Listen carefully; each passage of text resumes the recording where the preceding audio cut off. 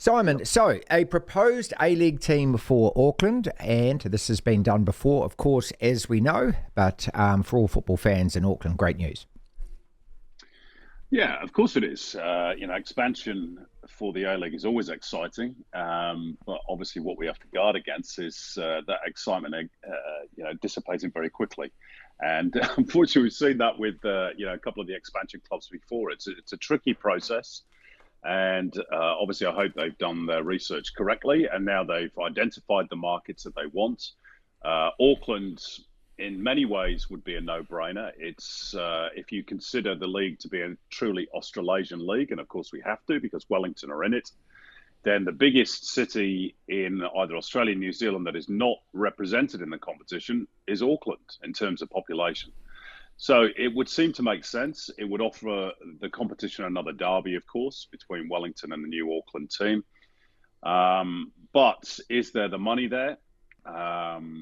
Is there the backing from the fans? We had the Football Kings there, the New Zealand Knights, both fell on stony ground. So it's got to be done right this time. This is, the first time, if it happens, that the A-League has gone back to a previously failed market. So I hope they've done their research correctly because, the last thing we need is another couple of failures. But I hope not. And you're right. For, football people in Auckland, then this is potentially something very exciting. Pathways for players and a club to support for the fans. Yeah, the players, there's so many aspects to it, isn't there? For a start, can a team be competitive? We know that the Phoenix are competitive. It's taken them a while. They're not the best team in the league, but they certainly are competitive now. Then, of course, getting a women's team and making that competitive. Just going back to both the Kings and the Knights, and the Kings people weren't in what was the A-League. That came along afterwards, but we can talk about it it's in the same department store, just on a different floor. One of the big devises up here, Simon, was where to play, and they started off playing in North Harbour on the North Shore there, and that kind of meant that a whole lot of people who lived on the other side of my side of the bridge decided they wouldn't go and support that. Then they moved it to Mount Smart, and so people on that side of the bridge decided that they wouldn't go and support it. Auckland traditionally in the club scene has been quite divided, so I'm really hoping that whoever actually is behind this, has enough nous to sit down with all of those stakeholders and say, okay, how can we possibly get everyone on board on the same side on this? Yeah, well, sadly, this is a story that's repeated right the way throughout Australia as well. The football communities tend to be quite split. As I understand it, in Auckland, the football communities are in the north, the central, and the east. Yes. North Shore obviously is in the north, and Mount Smart is in the south and away from transport. So I think the ideal solution would be, to hopefully liaise with government and get some sort of sporting precinct like they have in Melbourne. Get in bed with, the other codes. Obviously, rugby is massive in New Zealand. They play in a rectangular venue as well. Maybe that's the solution long term. I don't know, but that's one of the key aspects that I'm talking about as well, that you have to get right. And to refer back to one of our previous expansion clubs, Western United, this is what we haven't got right with Western United. They promised to build a new stadium 3 years on. Here we are, there's still not a single brick that's been laid, and they're traveling around the country like nomads. In terms of being competitive on the pitch, well, of course, the salary cap helps that. I don't think that'll be much of a problem, to be honest. As we've seen with MacArthur, we've seen with Western United. They're our current reigning champions and Australia Cup holders. So I think that's probably, strangely, the easy bit. It's the off-field stuff that we always struggle with, and I hope they've got that right. When it comes to earning money, because figures have been bandied around up to 26 million New Zealand dollars to buy one of these franchise sides, and that sounds like an enormous amount of money. It is an enormous amount of money. And just to get it straight, so you earn your money from, obviously, the A-League sell the television license fees, okay, so you get your chunk of that. Obviously, your own personal major sponsors and secondary sponsors. Then from there, there's merchandise, and then from there, there's ticket sales as well. Is that pretty much the income? Yeah, as far as I understand it, obviously there are things on top of that, such as, the A-League All-Stars, which they'll all benefit from. There's a rumour that Paris Saint-Germain might be coming out to play a game ahead of the grand final. If that's the case, obviously that will, earn money and that will be redistributed because they'll be playing the A-League All-Stars, which is a component team from all the clubs. There's some prize money for qualifying for the Asian Champions League or getting to the latter stages of the Asian Champions League, and that could seriously increase over the next few years with the expansion of the FIFA Club World Cup. It's, you buy into an exclusive club, basically one of 12 at the moment, one of 14 after expansion, and you share in the wealth and you share in the problems. It's very much the model that Major League Soccer has implemented in America. They've done it rather more successfully so far than we have, to be fair, but then they've got a bigger population, more money, more people. The hope long term is that the APL will become profitable and that the clubs will benefit and obviously by extension the game. So at the moment it's not. The Australian Professional League, which owns the A-League, is not actually profitable.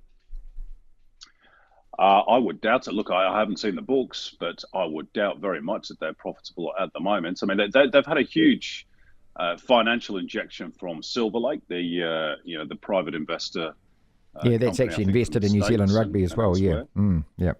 Obviously, they've got a TV deal that's worth between $40 and $50 million Australian, that is, per year. I think one of the reasons why they sold the grand finals to Sydney over the next 3 years is because they needed that extra cash, for which they got an estimated $15 million a year. So I don't think they're in, tip-top financial health overall. And I know what the next question is going to be, Marty. In that case, why would you be interested in investing in it? And the honest answer is, I just don't know. Yeah. Look, and these are very source of bafflement. These are valid questions. Because Simon, let's not forget when the Phoenix started, Terry Serapisos, bless his heart, was the guy that put money in, and then that didn't work out with him, and it was taken over by a consortium. Yeah. So it had to be, they had to be bailed out themselves, and I'm not sure how much money that consortium is actually. I mean, they were underwriting it, and there were suggestions that they were only going to stay for certain, because everyone who invests in business, and we saw it with the Blackwells who owned the Breakers as well. I mean, you might have all the money in the world, but when you're continually shelling out, there comes a time where you get sick of that and you actually stop doing it. And that's just, because otherwise you're not in business, and the business is to make money from it. You're an entertainment entity designed to make a profit. And I suppose this is where I'm going. The other aspect, of course, is just in terms of players. Again, you sit here and you've got a myriad of things going through your mind. Do you go for star players? Do you go for Aussies? Do you have to have local players? Do the local players mean that local fans will want to come along? There's so many questions. Well, there is. And by the way, just to finish off on the previous question, I guess, from a business point of view, you and I'm no businessman, but you take over a business when it's at a low ebb and you build it up, don't you, to make a profit. So the value for the investors, I think, is through the value of the license itself. So, if you make a success over 5 years, but perhaps it's worth 30 million and you've made a $5 million profit. In terms of the on-field stuff, I mean, obviously that's, when you're setting up a new franchise, you are literally starting from scratch. What's your ethos? What's your playing philosophy? What do you want the club to be? What style do you want to play on the pitch? So what coach is going to come in and implement that for you? So there's a myriad of questions, and I guess you start building your playing squad from that basis onwards. But it's it's an odd concept for somebody like me who comes from Europe, where clubs have evolved over 100 years, and you never sort of had to answer any of these questions. But it's both exciting, but it's also a challenge, and makes these clubs, I think, a little vulnerable at times to the ebb and flow of both the business wins and people's sporting passions, because there isn't that rusted on generational support. It's something that has to be constructed year in, year out, and obviously that takes time.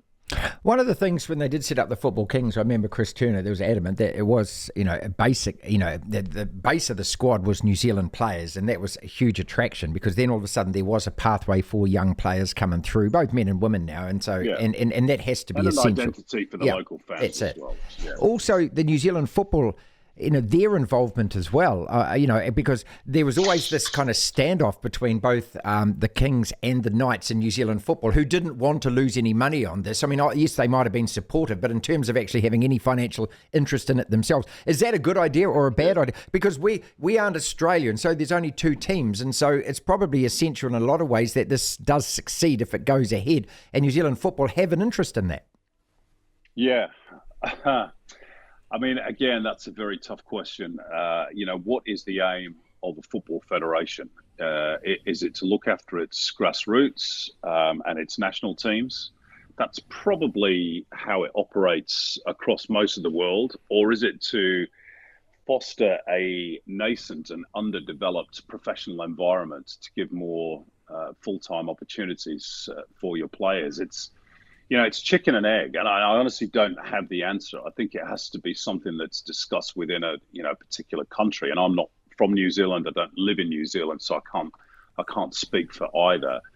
I can only say that in Australia, the FA ran the league, and many people at the moment would say, well, they did a better job than the APL. But it's early days. And, hopefully long term, the A-League is still going to be successful. We've seen in the past how big it can be, and we still get those glimpses on occasion, derby days, grand finals, big blues.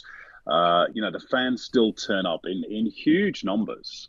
So, if they did want to invest, then it would be a calculated risk, I guess, from New Zealand football. But given that I'm sure they're not exactly overflowing with funds. They have to make very careful decisions, and they've got to protect the rest of the game as well. So I wouldn't be surprised if it's private investment, as is the case, of course, with all the other A-League clubs. Look, it's a peculiar situation, and it's a particular situation because we are isolated here. I mean, we get to play in the Australian League. I mean, that's a big most countries and clubs around the world going, what the hell? Every time they think about what the hell's going on with it, how are you allowed to do that? How are Australia allowed to be part of the Asian Football Confederation when it comes to the World Cup? But, it's not apples and apples, is it? I mean, what we're trying to do is foster and develop this game down here, and you have to actually sort of, think on your feet. You've got to be fleet-footed when it comes to this. The other thing is, of course, for Phoenix fans, now the Phoenix played on the weekend as well, in Auckland, 11,000 at Eden Park. Normally they get about 20,000. They're averaging only about 7,000 at home at the moment. So what would happen to that and that fixture? Because if you've got an Auckland side, well, it'd be prohibitive, wouldn't it, to actually bring another New Zealand side here and pretend to have a home game? I mean, that couldn't work, surely. Well, you'd hope not. Really, if you've got an Auckland team, you shouldn't have another side playing out of Auckland there. But, I mean, some of the things that have happened in this league over the last few years, sometimes I throw my hands up and say, well, it's the A-League, so anything can happen. I mean, we had Wellington Phoenix playing a game in Wollongong this year, which, I understood that they did that during the pandemic because they had to, and Wollongong were very good to them. But really, once the pandemic was over, that should not happen. And I think, also, if Wellington are going to build their fan base higher than the 7,000, it's incumbent upon them to play more games in Wellington. You can't be going off playing games in Wollongong and Auckland and North Palmerston and Christchurch. I know that the plan was to take the game around the country because they were the only professional team. But if they are no longer going to be the only professional team in New Zealand, then those days should be over, and they should be playing their games in Wellington and fostering that fan base there. Look, I tell you what, it's it raises as many questions as it does trying to provide answers to them, and probably more than it does answers that we can actually come up with at the moment, as we started by saying, Simon, and it's so good to have you on the program again. Look, on paper, it's a great idea. On the books, I don't know. On grass, it's probably a great idea. As far as the fans in the stands go, I don't know. So, from here... Well, you tell me, Marty, you're in New Zealand. Will the Auckland public turn up in decent numbers to support this team? Because they didn't with the Kings and they didn't with the Knights. No. What's changed?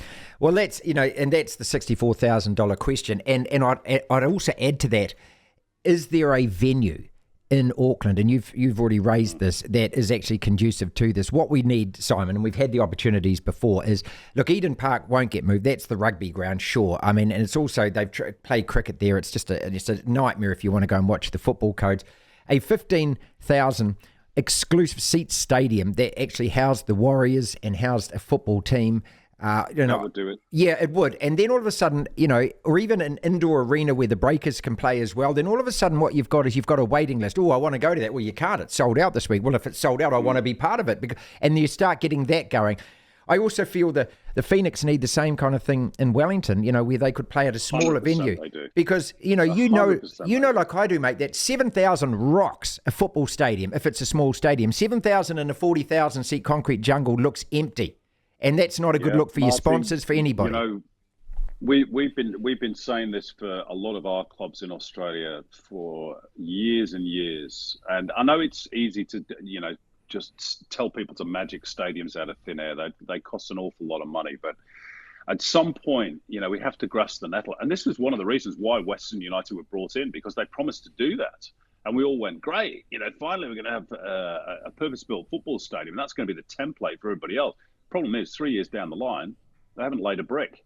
So, we're left with another club that is, essentially homeless and wandering from state to state to play, in inverted commas, home matches. Those boutique stadiums are the future for the A-League. And you're right that you get 7,000 inside a 10,000-seater stadium. It looks great, sounds great, looks good on television. You have 7,000 in a 50,000-seater stadium. It looks awful, sounds awful, and suggests to the TV viewer that not enough people are interested in going to watch it, and that's bad PR. So we need to get away from these cavernous venues that we've played in for far too long, and get back to the sort of size stadiums that benefit one of our key points of difference, and that is our crowds and our atmosphere. Simon Hill, finally then, if it doesn't happen, and somebody's got to stump up the money in Auckland and actually commit to this, if it doesn't happen and Auckland doesn't get it, will there still be 2 expansion teams and they'll just choose another one in Australia? I would imagine so. Yeah, I think they're pretty keen to get to 14 teams and have a proper home and away 26-round season, 2 games each against the other side. And as from what I'm led to believe, they want 2 more to come in a couple of seasons afterwards. So they want to get up to 16 and have a 30-game season. So it seems that they're pretty intent on getting those new franchises. So I'm pretty sure that they've got a pecking order, a list. And they just go to the next one down. And don't forget as well, that $25 million license fee that we talked about at the top, $50 million for 2 new clubs, that'll be a big incentive for them to expand as well. Money always is, I'm afraid, in sports in the modern era.